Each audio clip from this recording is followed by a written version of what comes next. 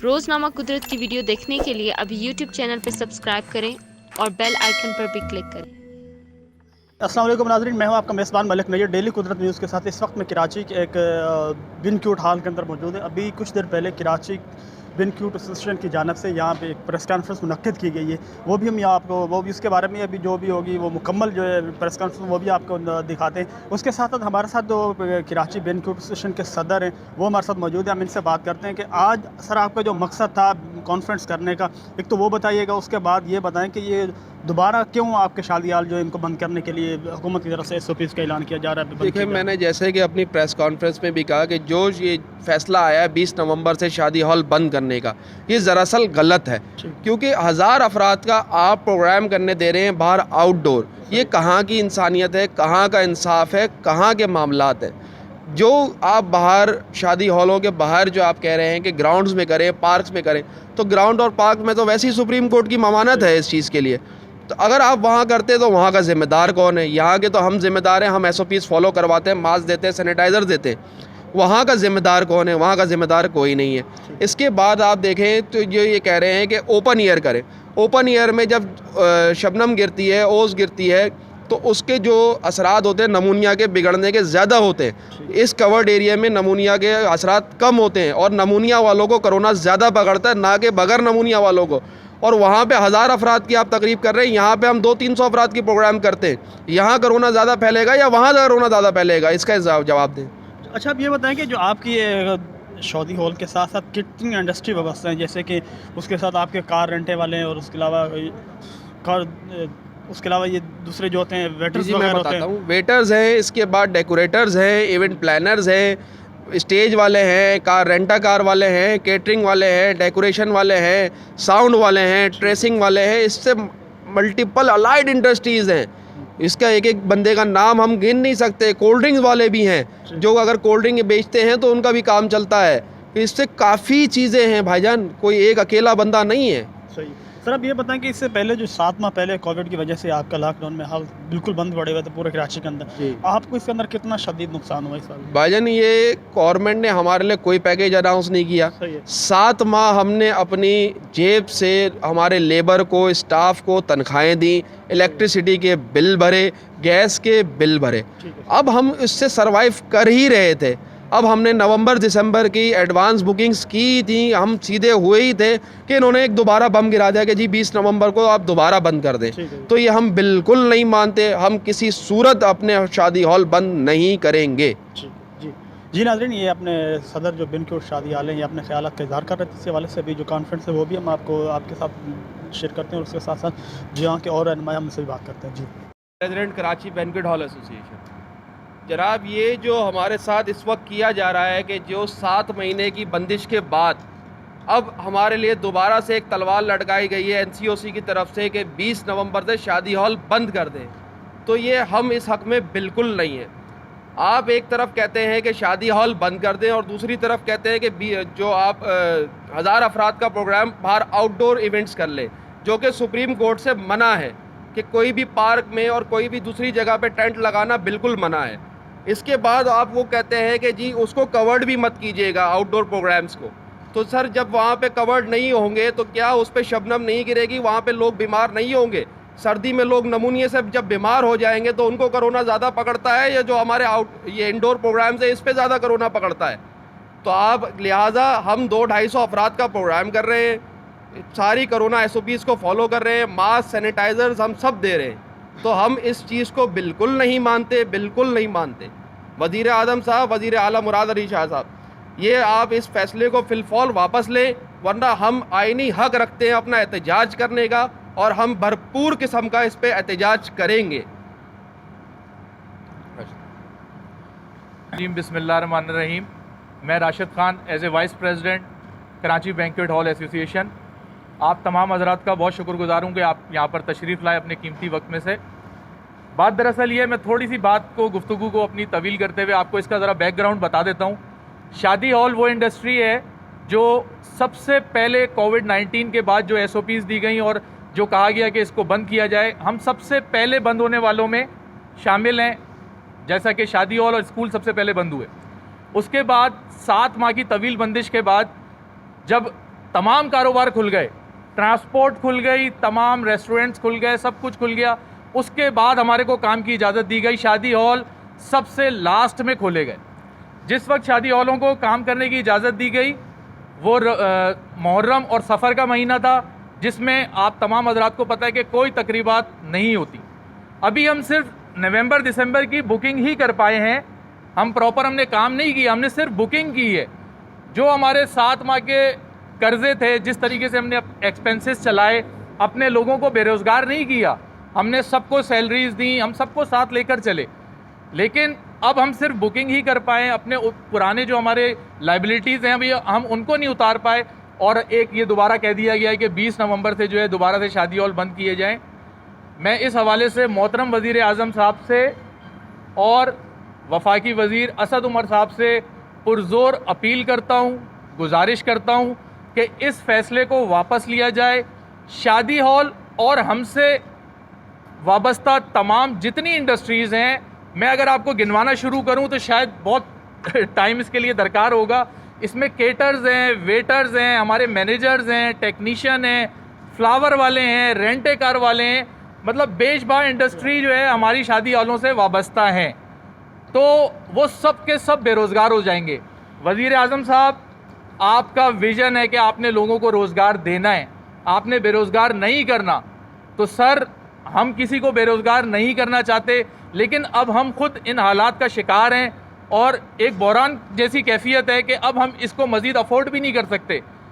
हम अपने लोगों को बेरोज़गार नहीं करना चाहते, लेकिन अगर ये पॉलिसी रही कि शादी हॉल बंद किए जाएं तो हम उनकी सैलरीज उनको नहीं पे कर सकते। इसलिए मैं आपसे पुरज़ोर अपील करूँगा, इस फैसले पर नज़रसानी करते हुए इस फैसले को वापस लिया जाए। ये न सिर्फ माशी सूरत हाल बल्कि समाजी मामलात के हवाले से भी अगर इसको देखा जाए तो ये एक बहुत बड़ा मसला है। आप ये कह रहे हैं कि 1000 लोगों का आप जो है प्रोग्राम ग्राउंड में, पार्कों में कर लें। पहली बात ये है कि वहाँ पर SOPs को फॉलो कराने वाला कौन होगा, वहाँ पर उस ग्राउंड को कौन ओन करेगा? कोई ऐसा आदमी नहीं है जो उस ग्राउंड को ओन करे या वहाँ पर SOPs को फॉलो करा सके। दूसरी बात, 1000 आदमियों की तकरीबात होती हैं सर बड़े लोगों की शादियों में। गरीब आदमी अपनी बेटी को रुखसत करता है बकौल आपके हुक्म के मुताबिक। जिस तरीके से अब आपने कह दिया है कि 300 अफराद से ज़्यादा इंडोर की तकरीबात नहीं होंगी, हम आपके हुक्म को मानते हुए SOPs को फॉलो करते हुए 300 से ज़्यादा की तकरीबात नहीं कर रहे। गरीब आदमी 200, 250, 300 का प्रोग्राम नहीं कर सकता। आप बड़े लोगों को फैसिलिटेट करने के लिए कह रहे हैं कि आप 1000 लोगों की गैदरिंग कर लें। गरीब आदमी की गैदरिंग ही 200, 250 अफराद की होती है, उसको 1000 लोगों की गैदरिंग नहीं चाहिए। जहाँ तक बात रही SOPs की, मैं आपको वाज़े तौर पर यह बताना चाहता हूँ कि जितनी SOPs शादी हॉल वाले उस पर इम्प्लीमेंट करा रहे हैं, मैं गारंटीड कहता हूँ कि किसी दूसरे इदारे में इतना ज़्यादा उस पर इम्प्लीमेंटेशन नहीं हो रहा। हमने अपनी स्ट्रेंथ को कम कर दिया है। जिन शादी हॉलों में 500 की तकरीब होती थी वो 250, जिन शादी हॉलों में 1000 की तकरीब होती थी आपने कह दिया 300 से ज़्यादा नहीं हो सकते, अब वो भी 300 से ज़्यादा की तकरीब नहीं कर रहे। हम अपने तमाम स्टाफ को ग्लव्स, हेड कैप्स और मास्क के साथ साथ तमाम मेहमानों को भी मास्क फराहम कर रहे हैं, सैनिटाइज कर रहे हैं, हर 2 मिनट के बाद अनाउंसमेंट कर रहे हैं। सोशल डिस्टेंसिंग का ख्याल करते हुए तमाम शादी हॉलों में सोशल डिस्टेंसिंग रखी जा रही है। अब आप मुझे बताएं कि शादी हॉलों में SOP ज़्यादा फॉलो हो रहे हैं या ग्राउंड में होंगे? वहाँ पर इन सारी चीज़ों पर इम्प्लीमेंट कौन कराएगा? तो जिस तरह से हमारे सदर साहब ने बताया कि अब हम किसी भी किस्म की बंदिश को बिल्कुल कतई बर्दाश्त नहीं कर सकते और माजरत के साथ तमाम सियासी जमातें भरपूर तरीके से गुज़िश्ता चंद माह से भरपूर तरीके से अपनी रैलीज निकाल रही हैं, अपने जलसे कर रहे हैं। क्या कोरोना वहाँ से नहीं फैलता? कोरोना सिर्फ शादी हॉलों से फैल रहा है? तो मैं फिर दोबारा कहूँगा कि इंसानी हमदर्दी की बुनियाद पर वज़ीर आज़म साहब इस फैसले को फील फॉर वापस लिया जाए। बसूरत दीगर हम इसके मुतामिल नहीं हो सकते, हम अपने लोगों को बेरोज़गार नहीं कर सकते, हम खुद फाका कशी का शिकार नहीं हो सकते। इसलिए बराए मेहरबानी इस फैसले पर नज़रसानी की जाए और इस फैसले को फील फॉर वापस लिया जाए।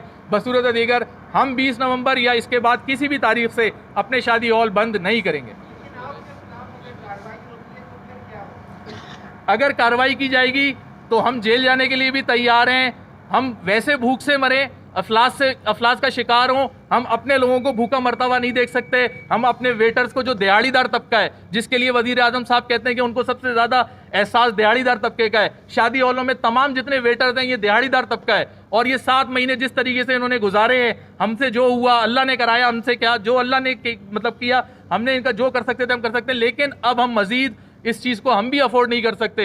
ये दिहाड़ीदार तबका, ये मजदूर तबका, ये हमारे वेटर्स, ये हमारे टेक्नीशियन, ये हमारे मैनेजर अगर बेरोजगार होंगे, इनके बच्चे अगर भूख और अफलास से सिसकेंगे, ये हम नहीं देख सकते, ये हम बर्दाश्त नहीं कर सकते। इसके लिए हमारे को जेल जाना हो, इसके लिए हमारे को जहां तक एहतजाज करना पड़ेगा हम करेंगे, हम रोडों पर निकलेंगे, लेकिन हम शादी हॉल बंद नहीं करेंगे। अच्छा राशिद साहब, ये बता दीजिएगा कि आप कह रहे हैं कि तमाम तरह के एसोसिएशन एक पेज पर है और आइंदा का कोई लाएअमल आपने उनके साथ मिलकर कोई बनाया है? और अगर 20 नवंबर की डेडलाइन गवर्नमेंट ने दे दी है, 20 नवंबर को गवर्नमेंट अपने फैसले के मुताबिक जो है वो काम करती है, तो फिर आपने कोई कोर्ट जाएंगे, क्या करेंगे, किस तरह से खड़े होंगे, इस फैसले का सामना किस तरह से करेंगे? देखिए, कोई लाएअमल आइंदा का बनाया है? हमारे पास मल्टी डायमेंशन जो है, हमारे पास चीज़ें हैं जो कि हम कर सकते हैं।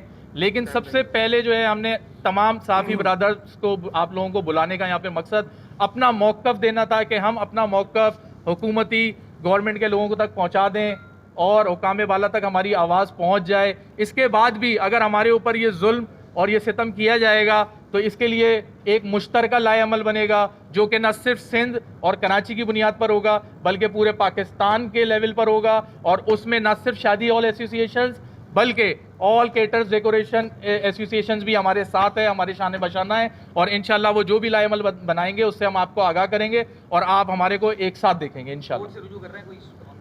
मैंने आपसे जिस तरह से कहा कि हमारे पास बहुत सारे चीज़ें हैं, ऑप्शंस हैं, और इंशाल्लाह ताला अगर हमारे को यहाँ गवर्नमेंट की तरफ से रिलीफ मिल जाता है और इस फैसले को वापस ले लिया जाता है तो नहीं, वरना हम हर प्लेटफॉर्म पर जाएंगे और हमारे पास हर आईनी जो रास्ता इख्तियार करने का हक है।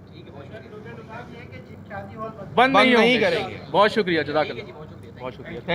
और माशाल्लाह जिस तरीके से आपके लोग, आपकी भी माशाल्लाह इतनी सारी तंजीमें हैं साफ़ी हजरात की, तो हमारी भी अल्हम्दुलिल्लाह एसोसिएशंस कराची में हैं, लेकिन हम सब एक पेज पर है। मौक़िफ़ उनका भी यही है और हमारा भी मौक़िफ़ यही है कि हम शादी हॉल अब बंद नहीं होने देंगे। ना वो बंद करेंगे ना हम करेंगे। वो भी हमारे भाई हैं, हम भी उनके भाई हैं, हम सब साथ हैं। और ना सिर्फ शादी हॉल की कोई भी एसोसिएशन, बल्कि इसके अलावा ऑल केटर्स एसोसिएशन जो है कराची की भी, वो भी हमारे साथ है, उनका भी यही मौक़िफ़ है। इसके अलावा पूरे पाकिस्तान के जितने शादी हॉल हैं और जितनी एसोसिएशंस हैं, हम सब एक पेज पर हैं। हम सब का एक ही मौक़िफ़ है कि अब शादी हॉल बंद नहीं होंगे।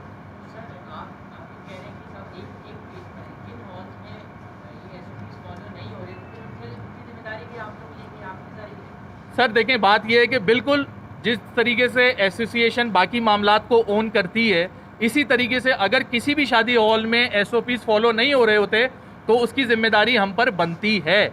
लेकिन इसके साथ साथ मैं आपकी यहाँ पर एक तस्दीक कर दूँ, आपने कहा कि जिन हॉल्स में SOPs फॉलो नहीं हो रहे, मैंने जैसा कि आपको बताया कि SOPs तमाम जगहों पर फॉलो हो रहे हैं, उस पर इम्प्लीमेंट हो रहा है। अब एक जो लॉजिकल बात है, एक जो छोटी सी चीज़ है, वो जो समझने की बात है, देखें, मैं अगर आपको मास्क दे रहा हूँ, आप एज ए गेस्ट मेरे बैंक्वेट पर आए हैं, मैं आपको मास्क दे रहा हूँ, तो अब ये आपका भी अपना इखलाकी फ़र्ज़ है कि आप उस मास्क को लगाएं। ठीक है, ये मैं मेहमानों के हवाले से बोल रहा हूँ, सही है। अब आप अगर मैं मास्क नहीं लगा रहे तो उसमें मेरा कसूर नहीं है, लेकिन उसके बावजूद हम माइक के थ्रू और अपने साउंड सिस्टम के थ्रू ये ऐलान करते रहते हैं कि जी तमाम हज़रात मास्क पहने। और ऐसा नहीं है, माशाल्लाह पब्लिक में भी इस चीज़ की अवेयरनेस है, लोग खुद से भी SOPs फॉलो कर रहे हैं, ठीक है, और वो मास्क लगाते हैं। लेकिन अब जब बंदा खाना खाएगा उस वक्त मास्क लगा होगा या मास्क हटा हुआ होगा? खाना तो हर आदमी जाहिर सी बात है मास्क हटा के खाएगा ना। तो गुज़िश्ता दिनों में जो शादी हॉल सील किए गए हैं सिंध गवर्नमेंट की जानिब से, उसमें भी SOPs का इतना बड़ा इशू नहीं था।